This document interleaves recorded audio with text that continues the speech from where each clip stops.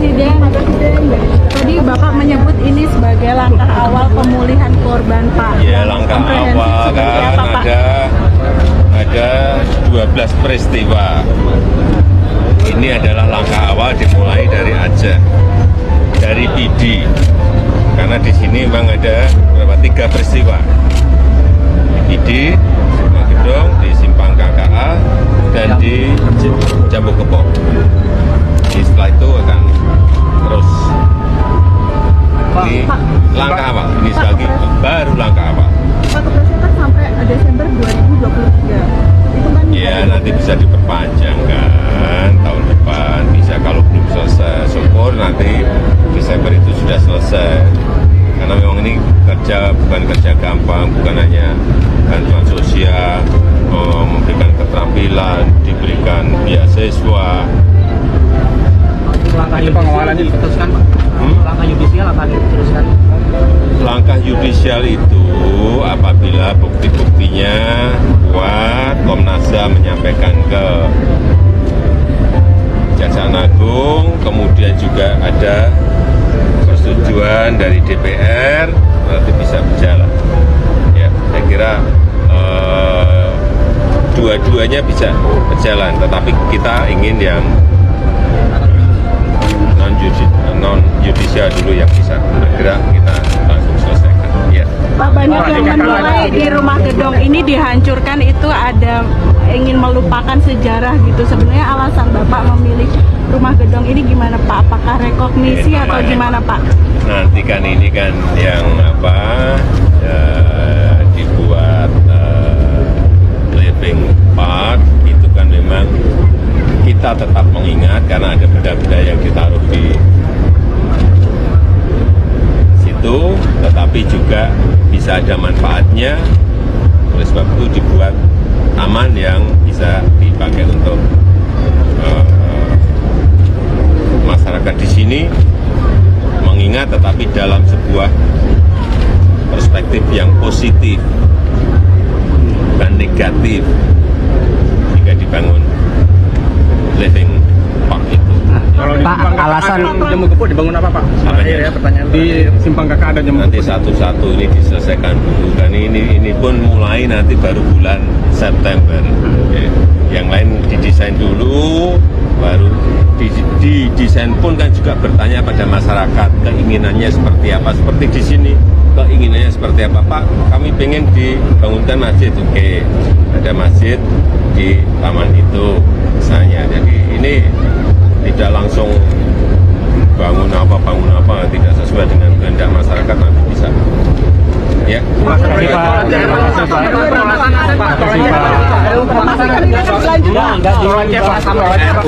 saya itu sudah mendorong tidak sekali 2 kali. Sekarang ini posisinya ada di DPR. Perpu aja, Pak. Perpu, Pak. Masa saya ulang terus. Perpu atau Perpres saja, Pak. Sudah di DPR. Sekarang dorong saja yang di sana. Pak, tol aja, Pak.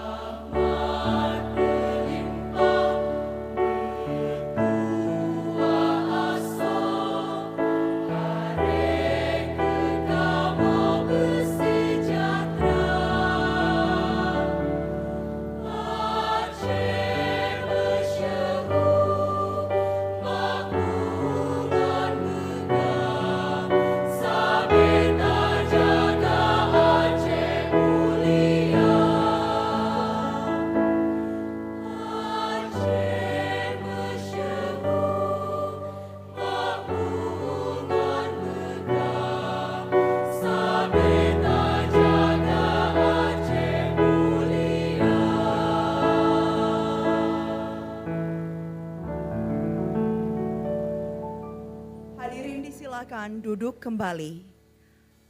Bapak Ibu hadirin,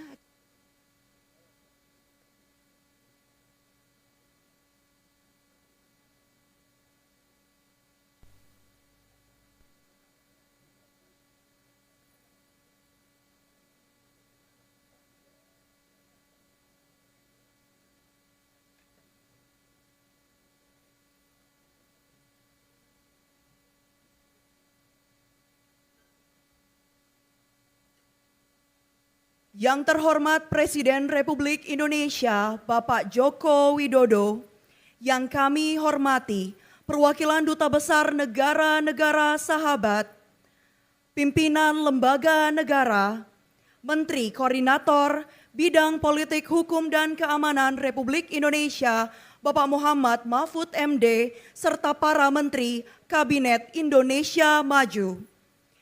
Penjabat Gubernur Aceh serta Forum Komunikasi Pimpinan Daerah, para tokoh agama dan tokoh masyarakat, serta hadirin dan tamu undangan yang berbahagia.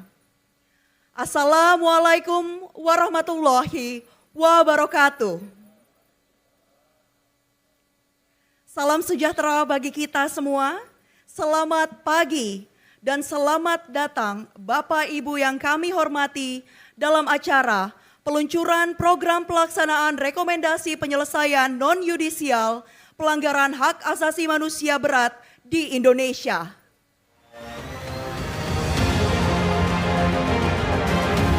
Ayat 1-10 oleh Ustadz Haji Muhammad Noval.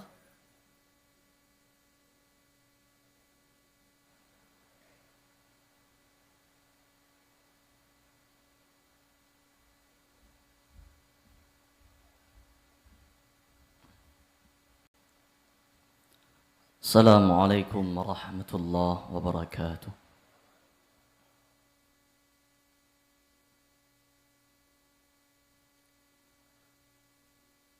A'udzu billahi minasy syaithanir rajim.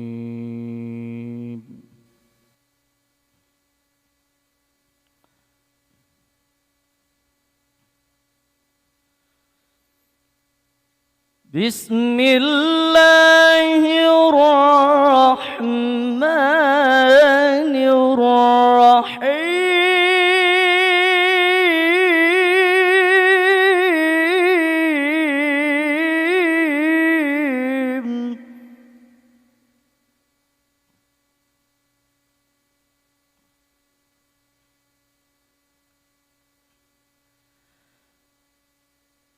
Ar-Rahman 'allamal Qur'ana khalaqal insan.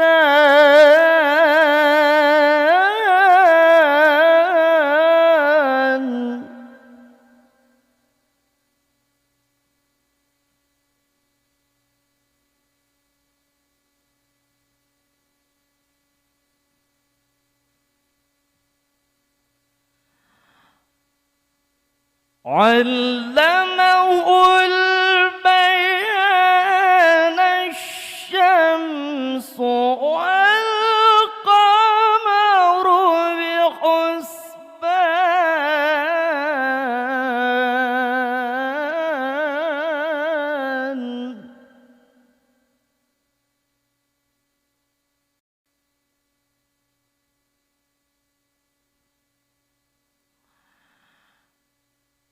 وَالنَّجْمُ وَالشَّجَرُ يَسْجُدَانِ.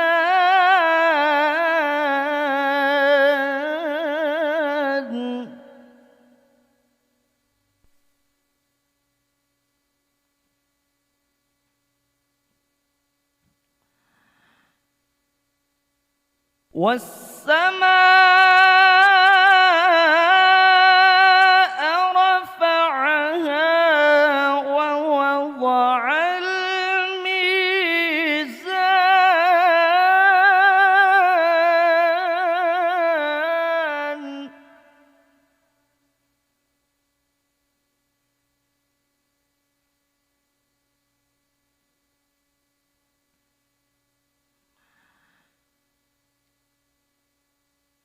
والسماء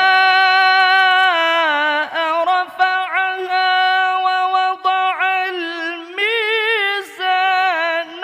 ألا تطغوا في الميزان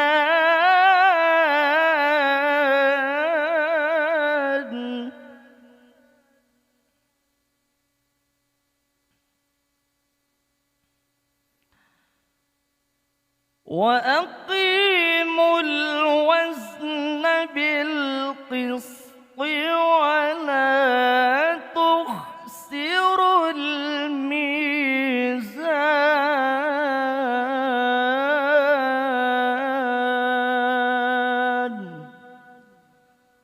صدق الله العظيم.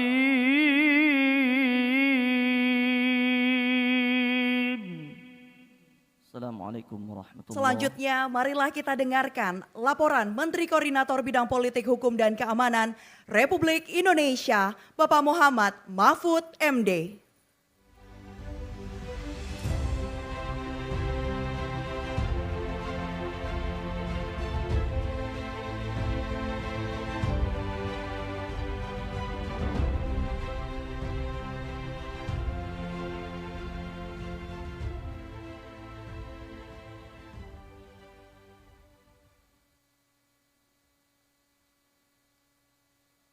Assalamualaikum warahmatullahi wabarakatuh.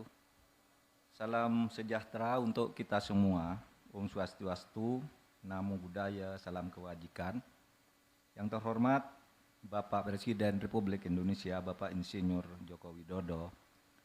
Yang terhormat para Menteri, Panglima TNI, Kapolri, dan Ketua atau Kepala Lembaga, para Duta Besar negara-negara sahabat, dan kepala perwakilan organisasi internasional, para pejabat Forkompimda Aceh, PD, Aceh Utara, dan Aceh Selatan, para undangan dan hadirin sekalian, baik yang hadir di sini secara fisik maupun yang hadir secara virtual. Pertama, mari kita panjatkan puji syukur kehadirat Allah Tuhan Yang Maha Esa, karena atas rahmat dan ridhonya jua kita dapat hadir di halaman Rumah Gedong, Desa Bili, Kecamatan Gelumpang 3, Kabupaten PD, dalam rangka menyaksikan peluncuran program pelaksanaan rekomendasi dimulainya penyelesaian non-yudisial pelanggaran HAM yang berat, sebagai realisasi 11 rekomendasi pelanggaran HAM berat hak asasi manusia pada 12 peristiwa yang telah diputuskan oleh Komnas HAM. Implementasi rekomendasi PP HAM ini merupakan pemenuhan hak-hak korban dan merupakan upaya pencegahan agar tidak lagi terjadi pelanggaran hak asasi manusia berat di masa yang akan datang. Sebagai sekilas latar belakang, pasca reformasi 1998, di Indonesia telah dikeluarkan 3 peraturan perundang-undangan, yakni Ketetapan MPR nomor 17 tahun 1998, Undang-Undang nomor 39 tahun 1999, dan Undang-Undang nomor 26 tahun 2000. Isi dari ketiga peraturan perundang-undangan tersebut antara lain adalah agar pelanggaran HAM berat pada masa lalu diselidiki dan diputuskan oleh Komnas HAM untuk diselesaikan. Penyelesaiannya ditempuh melalui 2 jalur, yaitu penyelesaian yudisial melalui pengadilan HAM dan penyelesaian non-yudisial melalui Komisi Kebenaran dan Rekonsiliasi atau KKR. Penyelesaian yudisial bagi pelanggaran HAM berat yang terjadi sebelum tahun 2000 harus ditempuh melalui pengadilan HAM ad hoc. Sedangkan yang terjadi setelah tahun 2000 diselesaikan melalui pengadilan HAM biasa yang sekarang sudah ada undang-undangnya. Akan tetapi, setelah lebih dari 2 dekade, upaya penyelesaian melalui 2 jalur tersebut hasilnya jauh dari harapan. Upaya membawa pelanggaran HAM berat masa lalu itu selalu gagal, dibuktikan di pengadilan. Sehingga dari 4 peristiwa dengan 35 terdakwa yang diajukan ke pengadilan, semuanya pada akhirnya dibebaskan oleh pengadilan. Masalahnya, pembuktiannya berdasar hukum acara pidana sangat sulit dipenuhi. Adapun upaya membentuk Komisi Kebenaran dan Rekonsiliasi juga kandas karena Undang-Undang Nomor 27 Tahun 2004 yang dibuat oleh pemerintah bersama DPR dibatalkan oleh Mahkamah Konstitusi dan menghadapi banyak hambatan yang rumit untuk membuat Undang-Undang KKR yang baru. Itulah sebabnya, daripada berdiam diri dan menunggu selesainya kerumitan melalui 2 jalur tersebut, Presiden Republik Indonesia mengambil kebijakan untuk melakukan langkah-langkah pemenuhan hak korban pelanggaran HAM berat masa lalu lebih dulu melalui Kepres nomor 17 tahun 2022 tentang pembentukan tim penyelesaian non-yudisial pelanggaran HAM yang berat masa lalu atau dikenal sebagai PP-HAM.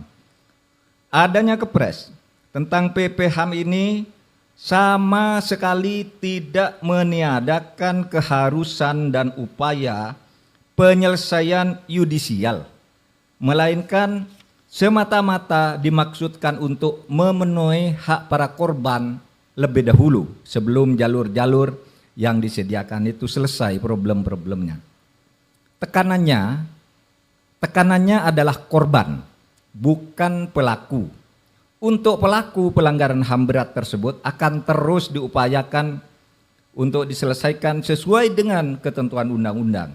Begitu juga undang-undang tentang KKR, karena hal itu diperlukan untuk masa-masa yang akan datang sehingga juga akan terus diusahakan untuk dibuat. Yang terhormat Bapak Presiden, saya melaporkan bahwa pelaksanaan Inpres nomor 2 tahun 2023 dan Kepres nomor 4 tahun 2023 yang merupakan lanjutan implementasi dari Kepres nomor 17 tahun 2022 melalui rekomendasi tim PP-HAM ini sudah dimulai semenjak diterimanya Inpres dan Kepres tersebut dari Bapak Presiden. Kementerian dan lembaga negara serta tim pemantau sudah menyusun program-program dan sebagian sudah mulai direalisasikan. Adapun dipilihnya Provinsi Aceh sebagai awal dimulainya realisasi rekomendasi tim PP-HAM lebih didasarkan pada 3 hal. Pertama, kontribusi penting dan bersejarah rakyat dan Provinsi Aceh terhadap kemerdekaan Republik Indonesia. Yang kedua, penghormatan negara terhadap bencana kemanusiaan tsunami tahun 2024, dan yang ketiga, respek pemerintah yang begitu tinggi terhadap proses perdamaian yang berlangsung di Aceh. Ketiga hal tersebut memiliki dimensi kemanusiaan yang kuat, relevan dengan agenda pemenuhan hak korban dan pencegahan yang sudah, sedang, dan akan terus dilakukan. Di area ini merupakan tempat terjadinya rumah gedung yang akan dibangun masjid atas permintaan masyarakat, atas usul masyarakat atau keluarga korban, dengan dilengkapi living park yang memuat jejak sejarah yang tetap dipertahankan sebagai pengingat dan pembelajaran bagi kita adalah tangga yang terletak di dekat panggung ini serta 2 sumur yang ada di bagian depan dan belakang area ini, serta juga ada tugu peringatan yang dibangun oleh KKR Aceh yang posisinya nanti akan digeser dan disesuaikan dengan penempatannya di dalam area ini. Agenda pemenuhan hak-hak korban pada 12 peristiwa akan dilakukan secara serentak oleh kementerian dan lembaga yang masuk dalam Inpres nomor 2 tahun 2023. Demikian pula agenda pencegahan akan segera pula dilakukan. Usaha menyelesaikannya melalui jalur judisial juga akan terus diupayakan. Oleh sebab itu pada kesempatan ini saya atau kita semua mohon arahan kepada Bapak Presiden, kepada kita untuk memulai langkah-langkah berikutnya.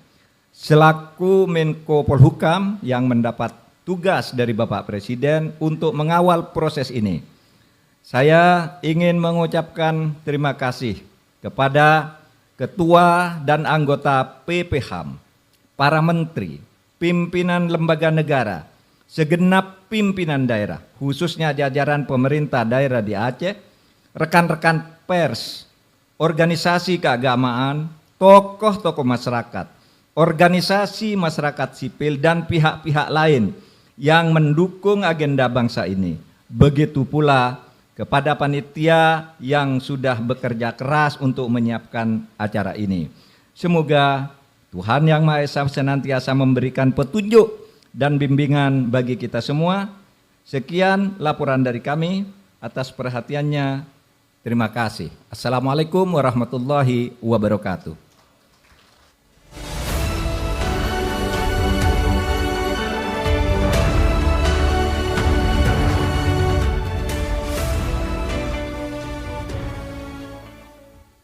Dan selanjutnya akan kita saksikan video highlight peluncuran program pelaksanaan rekomendasi penyelesaian non-yudisial pelanggaran HAM berat di Indonesia.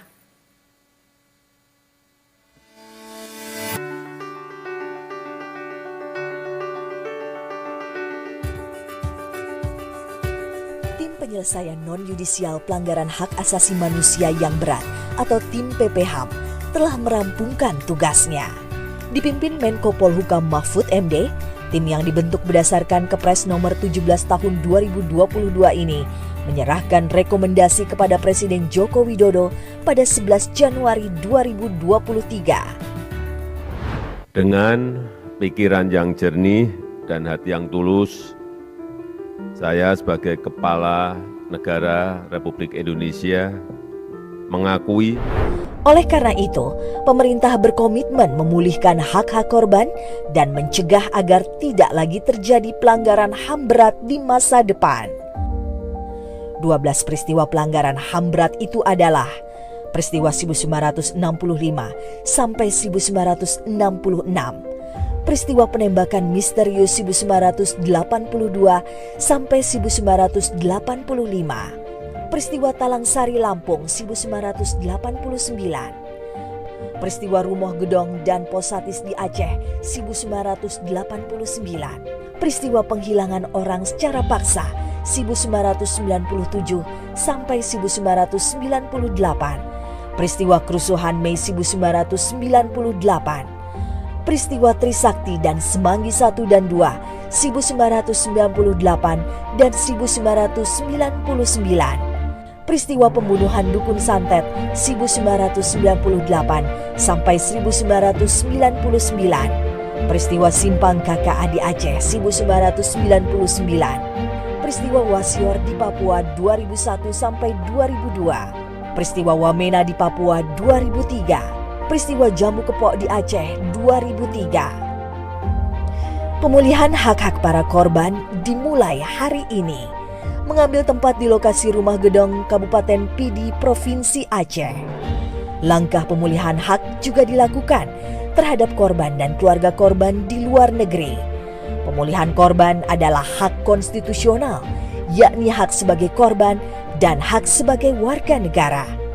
Langkah pemerintah ini adalah upaya dari sisi korban, bukan dari sisi pelaku, karena proses hukum terhadap pelaku akan tetap berjalan. Berbagai dukungan untuk program pemulihan melalui pemenuhan hak-hak konstitusional para korban dan keluarganya diberikan dengan melibatkan 19 kementerian dan lembaga. Dari mulai pemberian beasiswa, jaminan kesehatan prioritas, rehabilitasi rumah, pembangunan rumah ibadah, hingga pelatihan keterampilan. Untuk memupuk pemahaman dan penghayatan tentang hak asasi manusia, maka pemerintah membangun living park di lokasi rumah gedong. Di dalam living park juga akan dibangun masjid seperti yang diharapkan para korban dan keluarga.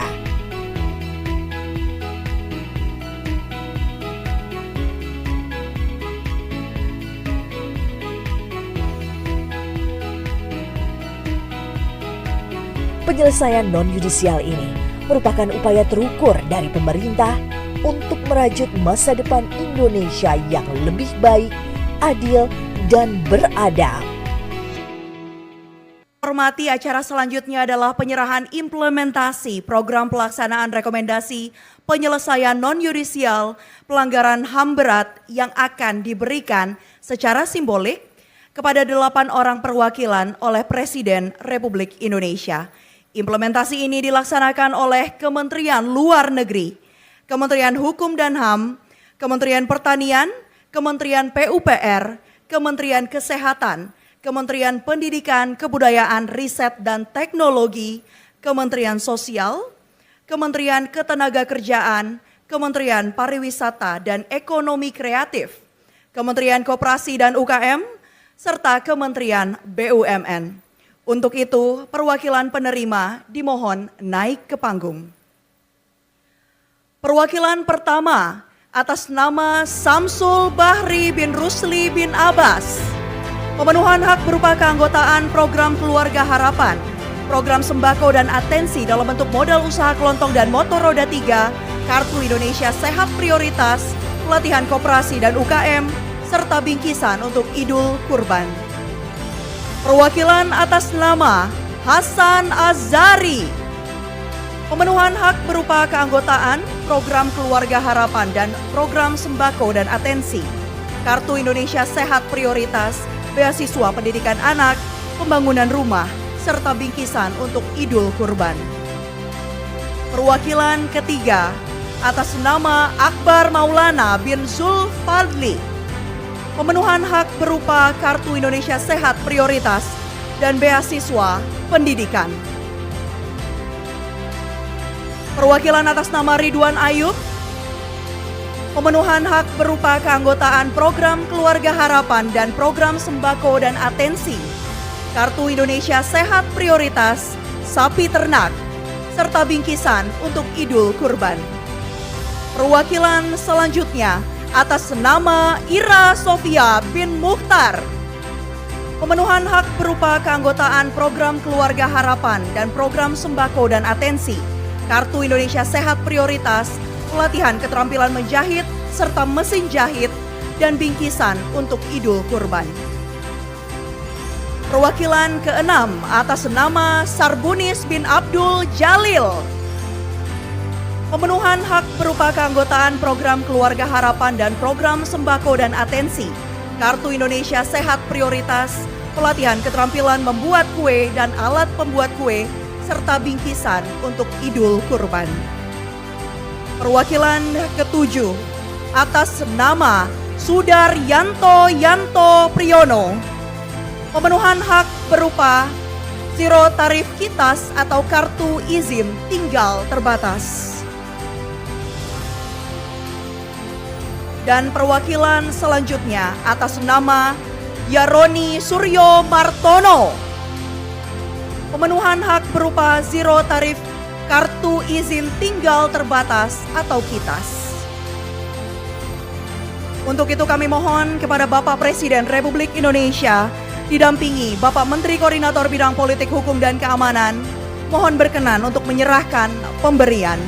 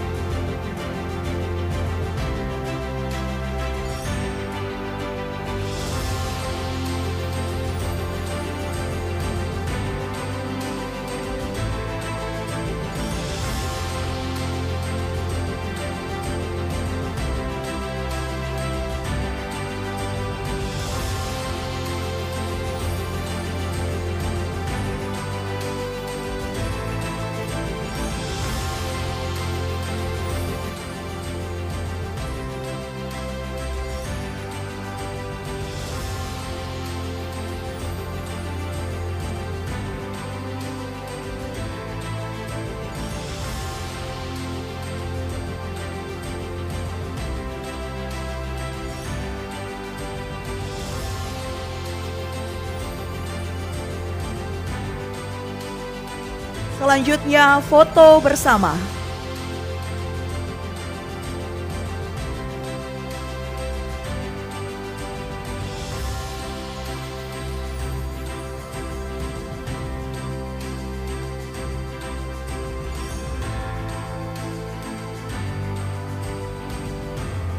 Baik, terima kasih kepada Bapak Menko Polhukam dan para perwakilan penerima. Kami silakan kembali ke tempat duduk. Selanjutnya, mari kita simak sambutan Presiden Republik Indonesia dilanjutkan dengan pernyataan peluncuran program pelaksanaan rekomendasi penyelesaian non-yudisial pelanggaran HAM berat di Indonesia.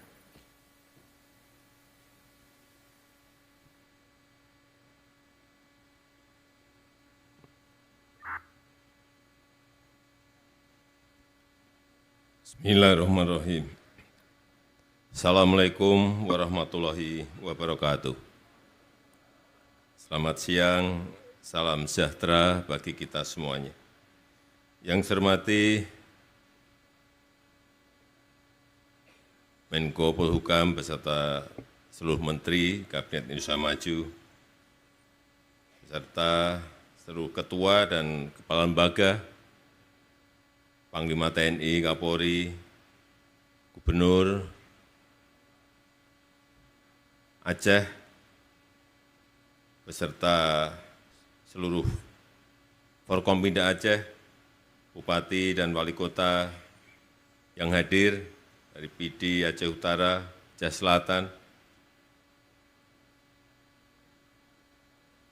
Bapak Ibu hadirin dan undangan yang hadir secara fisik maupun virtual, khususnya para korban dan atau ahli waris korban yang saya hormati. Pada hari ini kita berkumpul secara langsung maupun virtual di Kabupaten Pidi, Provinsi Aceh, ini untuk memulihkan luka bangsa akibat pelanggaran HAM berat masa lalu yang meninggalkan beban yang berat bagi para korban dan keluarga korban.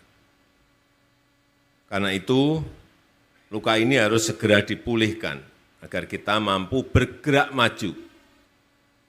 Dan pada awal bulan Januari yang lalu, saya telah memutuskan bahwa pemerintah menempuh penyelesaian non-yudisial yang fokus pada pemulihan hak-hak korban tanpa menegasikan mekanisme yudisial.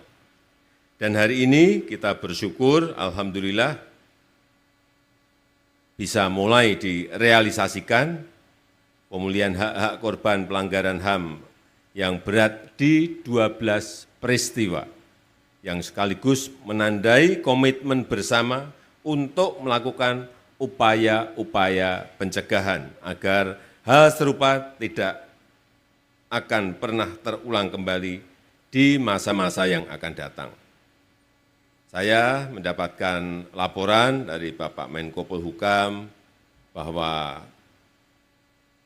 korban dan keluarga korban di Aceh telah mulai mendapatkan pelatihan-pelatihan untuk meningkatkan keterampilan kerja, jaminan hak untuk kesehatan, jaminan keluarga harapan, dan perbaikan tempat tinggal, serta pembangunan fasilitas lainnya.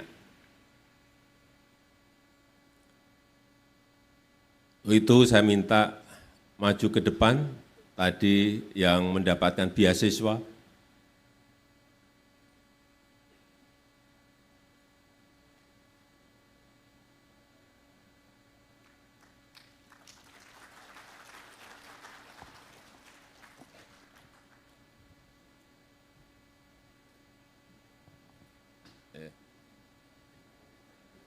dekat-dekat sini, nggak usah takut.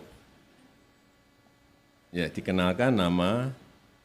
Perkenalkan, nama saya Akbar Maulana. Akbar Maulana, panggilannya Maulana atau Akbar? Akbar, Panggilannya Akbar. Akbar sekarang kelas berapa? kelas 2 SMK. Kelas 2 SMA. SMK 2 SMK, kelas Iya, Pak. 2 SMK. Di PD, di Nisam. Di, Utara, Pak. oh, di Nisam Aceh Utara. Oh, di Nisam Aceh Utara. Bisa menceritakan sedikit mengenai peristiwa yang ada? Entah dari cerita orang tua atau cerita dari tetangga. Cerita tentang peristiwa Simpang KKA ya. Iya, cerita mengenai peristiwa di Simpang KKA. Oh, ini peristiwanya yang Simpang KKA. Ya, silakan. Dikit aja apa yang Akbar tahu.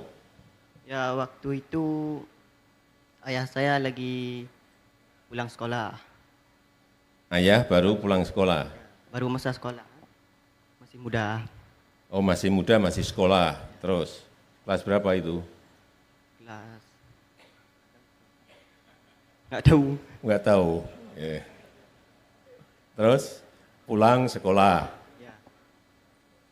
SMA, SMK, atau masih SMA. SMA, pulang sekolah. Terus, Ada rame-rame di depan pintu masuk simpang pintu ada masuk rame-rame KKA. di Di pintu KKA. masuk Simpang KKA. Ya. Pergi ya saya ke situ. Pergi, Ayah Akbar ngapain pergi ke sana? Kan rame-rame ikut. Rame-rame ikut, gitu aja. Penasaran, Ya, Bapak. penasaran gitu. Terus, ini yang cerita seperti ini siapa yang memberitahu? Bapak. Bapak. Oke, terus Ya ditembak ya.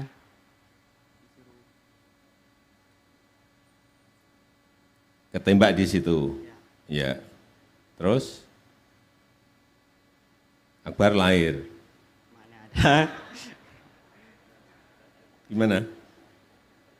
Ceritanya gimana? Habis ditembak ya tiarap ya. Habis ditembak, Tiarap bapak saya. tiarap. Terus Nggak tahu lagi. Udah habis cerita. terus Kan nggak semua dicerita, mana tahu saya. tidak semua diceritakan sehingga nggak tahu. Ya. Berarti peristiwa ini sudah berapa tahun? Akbar saat itu Belum lahir. oh belum lahir. Bentar. Yang ikut dalam peristiwa itu bapaknya Akbar. Ya bapak. Waktu masa sekolahnya bapak, bukan saya. Waktu Ya, bapak masih muda. Masih muda, Ya. kok belum lahir? Belum. Bapaknya belum nikah. Belum.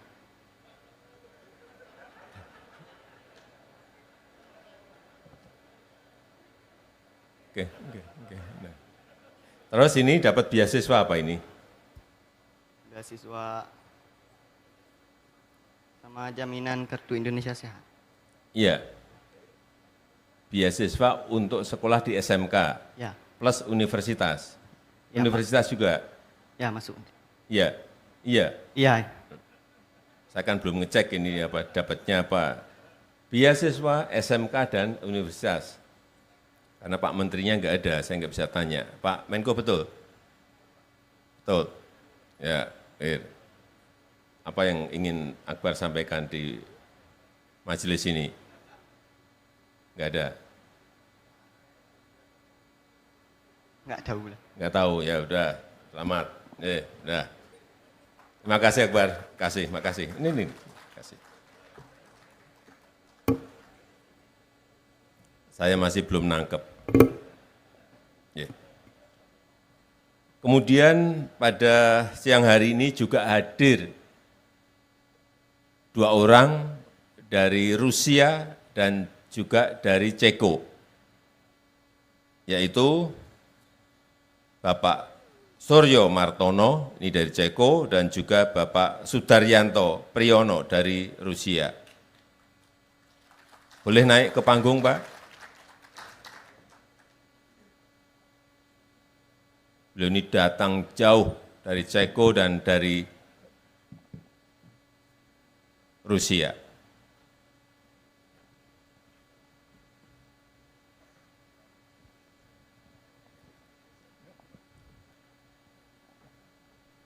yang saya tangkap, saya belum berbicara dengan beliau-beliau ini banyak, baru ketemu di sini. Yang saya tangkap saat itu ada beasiswa untuk para mahasiswa, betul Pak? Ya, betul. Iya. Dan dikirimkan dari PTI. Indonesia ke Rusia maupun ke Ceko. Kemudian ada peristiwa 65, beliau-beliau ini tidak bisa kembali ke Indonesia. Bayangkan, masih mahasiswa. Mungkin Pak Suryo Martono bisa bercerita pendek. Ya, pada waktu September 30, 65 terjadi sesuatu peristiwa di Indonesia yang menyangkut adanya kudeta di Indonesia, dan apa yang kita terima adalah bahwa kudeta itu didalangin oleh Bung Karno. Dan buat saya pribadi itu sangat tidak masuk akal, sebab Bung Karno waktu itu sudah menjadi presiden dan dengan kedudukan yang kuat. Pak Suryo saat itu umur berapa? Saya waktu itu umur 20, itu tahun 65 berarti 22. Umur 22, 22, menjadi mahasiswa di mana? Di Ceko. Universitas di Ceko. Ya, yaitu Sekolah Tinggi Ekonomi. Sekolah Tinggi Ekonomi di Ceko atas beasiswa dari negara.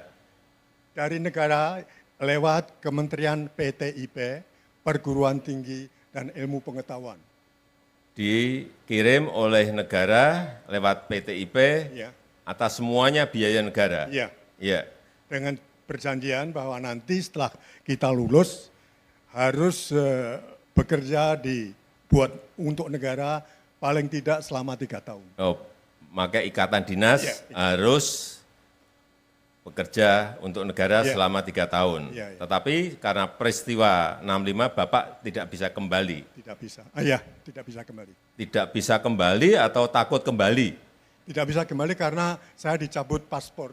Saya dan 16 teman-teman di BPI Cekoslowakia waktu itu Dicabut semua paspornya. dicabut semua karena kita tidak mau menandatangani persetujuan atas terbentuknya pemerintahan Yang baru. yang baru. Oke. Iya. Kemudian Pak Suryo Martono sekarang umur berapa? Dulu Saya- umur 22, sekarang umur berapa? 80. 80. Ya, bulan Desember. Dicabut semua paspornya. Kelihatan masih Dicabut 40. semua karena tidak mau. Terima kasih.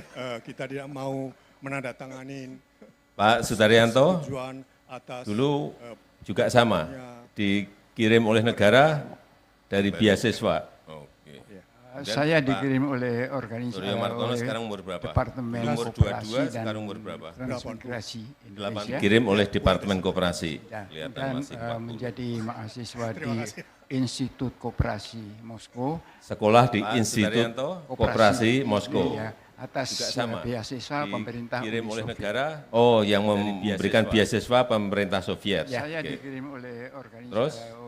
Terus setelah terjadi peristiwa 65 Dikirim oleh Departemen karena Koperasi. saya tidak memenuhi syarat screening pada itu dilakukan karena di sana Sekolah ada di Institut poin bahwa Koperasi harus Moskow. mengutuk Bung Karno. Ini saya yang langsung tidak saya terima dan akhirnya Oke. Terus setelah terjadi peristiwa 65 karena saya tidak memenuhi syarat screening pada itu dilakukan karena di sana ada poin bahwa harus mengutuk Bung Karno. Ini saya yang langsung tidak saya terima dan akhirnya dalam seminggu sesudahnya saya menurut surat pemberitahuan bahwa paspor saya sudah dicabut dan saya kehilangan kewarganegaraan. kemudian Bapak sampai sekarang tinggal di Rusia, Ya. di Moskow. Ya, sesudah itu saya mendapat jaminan dari pemerintah Uni Soviet untuk tetap belajar dan menyelesaikan pelajaran di sana, kemudian dikasih pekerjaan sampai sekarang. Tapi saya sekarang sudah pensiun, jadi sudah meninggalkan arena. Saya sempat untuk menjadi dosen di Universitas Koperasi Rusia, menjadi dekan, dan telah mengadakan beberapa kunjungan ke Indonesia, mengadakan beberapa pembicaraan dengan universitas-universitas di Indonesia, membaca sedikit informasi dan jadi hubungan dengan Indonesia sesudah tahun 2000 kembali normal. Ya, kemudian pemerintah Indonesia memberikan kesempatan untuk bisa mengunjungi Indonesia di mana diperlukan. Pak Daryanto sama Pak Suryo ingin jadi warga negara Indonesia lagi enggak? Sudah direncanakan, Pak. Soalnya saya bukan sendirian, jadi sudah punya tiga punya cucu. Keluarga Ya, besar. Dan di sini ada 3 cucu, jadi Istri dari Rusia. Ya. Wah, bawa ke Indonesia kan belum tentu mau gitu ya. Ya, belum tentu, tapi kalau diyakinkan saya kira bisa. Oh. Kalau Pak Surya pengen kembali? Saya belum punya rencana karena situasi yang semacam ini buat saya kejutan. Saya tidak mengira bahwa bisa terjadi langkah-langkah di dalam saya masih hidup. Ya. Terus terang saja, ini adalah suatu saat yang bersejarah, bukan saja buat saya sih sudah bukan apa-apa lagi. Yang terutama yang dari buat generasi muda, iya, maju ke depan. Ya, jika ingin kembali jadi WNI, ya, saya gembira dan kita semua saya kira gembira. Terima kasih. Untuk menunjukkan bahwa memang negara ini melindungi warganya. Terima kasih, Pak. Pak Daryanto, Pak Suryo, terima kasih. Silakan kembali. Terima kasih, Mbak. Terima kasih. Terima kasih.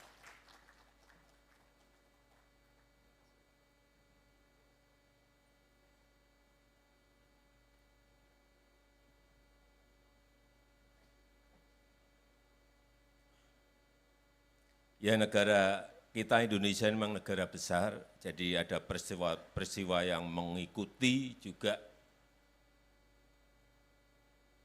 Kadang-kadang peristiwanya baik, tetapi juga ada yang tidak baik. Dan saya kira normal di negara-negara lain juga pasti memiliki sejarah-sejarah seperti itu. Oleh sebab itu, sekali lagi,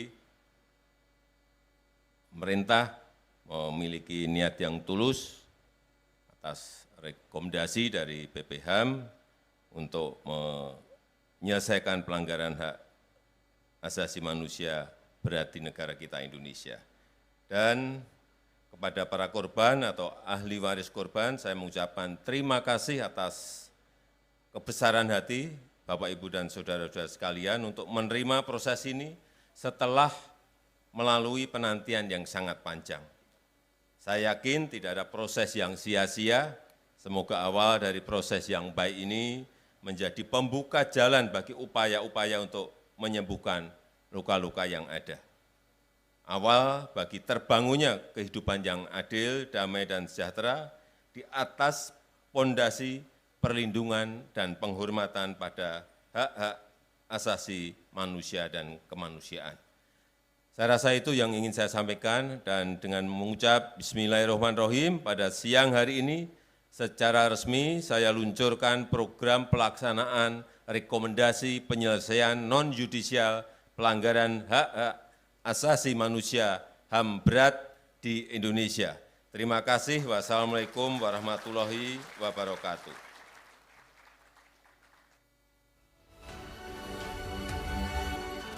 Sebagai negara besar harus berani melangkah, harus berani memiliki agenda besar untuk kemajuan negara kita, untuk kemajuan bangsa.